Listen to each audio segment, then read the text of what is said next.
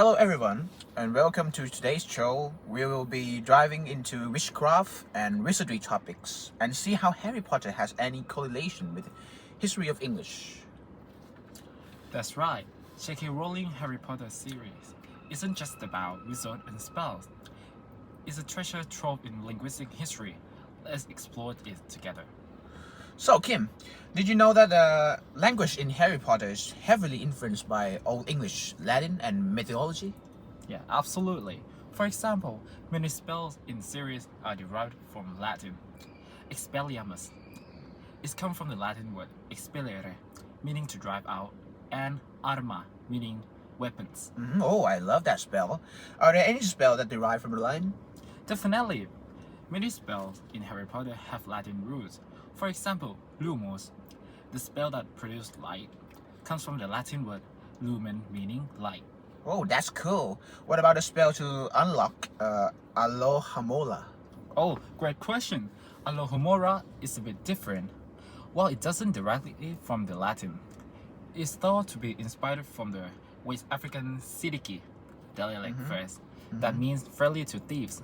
Rowling really makes linguistic influence to create diverse magical world. Oh, that's fascinating. So the spell is not just Latin, they come from all over the world. Exactly. Some spells have Greek origins too, like Septem Sempra.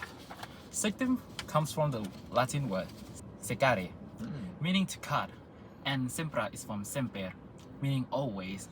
The spell essentially means always cut. Oh, and another spell is Expecto Patronum, which translates lovely into I await a protector. Expectos simply meaning I await, and patronums coming from patronus, mean protector or the guardians. Yeah, you're right. But it's not just a spell. There's a lot of creatures influenced by the medieval English folklore. For example, the basilisk in Harry Potter. Basilisk is a giant serpent appear in the Chamber of Secrets. That monster can kill us with gaze or petrify with its reflection. Oh yeah, I recall that the cam guy, the cam kids, Colin Creevy, see the basilisk through his camera lens and he's petrified like a static statue. Another creature I find interesting is the dragons. In Harry Potter, dragons appear in a lot of events, such as Triwizards tournaments. They also guard treasure in Gringotts.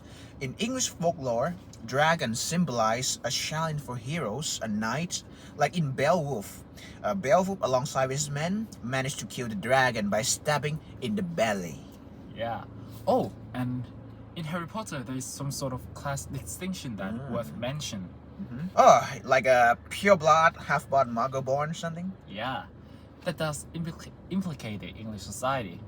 Lineage inherited back then that determine one's status. The nobles considered themselves superior owing to their pure bloodlines, while working class faced discrimination. Oh, just like in Harry Potter, pure-blood wizard like the Malfoys always picture themselves better than others. Like Harry, he's a half-blood. Hermione, he's a Muggle-born. Yeah, I recall that scene where Malfoy called she filthy mudblood.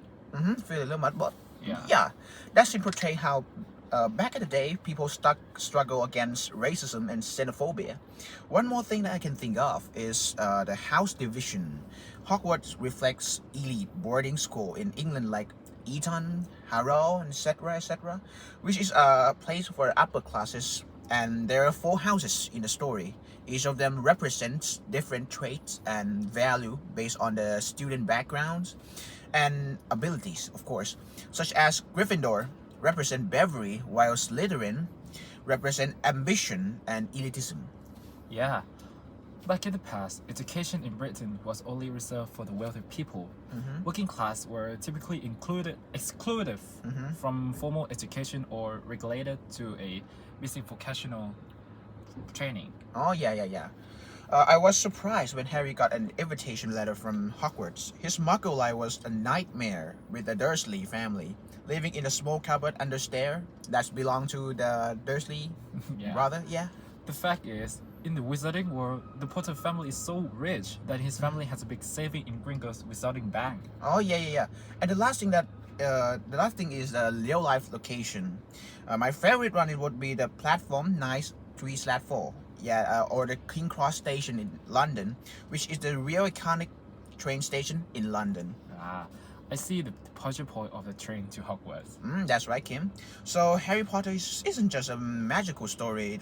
It reflects a mix of languages, history, and societal themes that resonate with the real-world English culture. And there are plenty of things in the story that I'm afraid our time cannot cover it all. So let us know what you think about this connection. Are there any things to share? Let us know favorite links between Harry Potter and English history in the comments.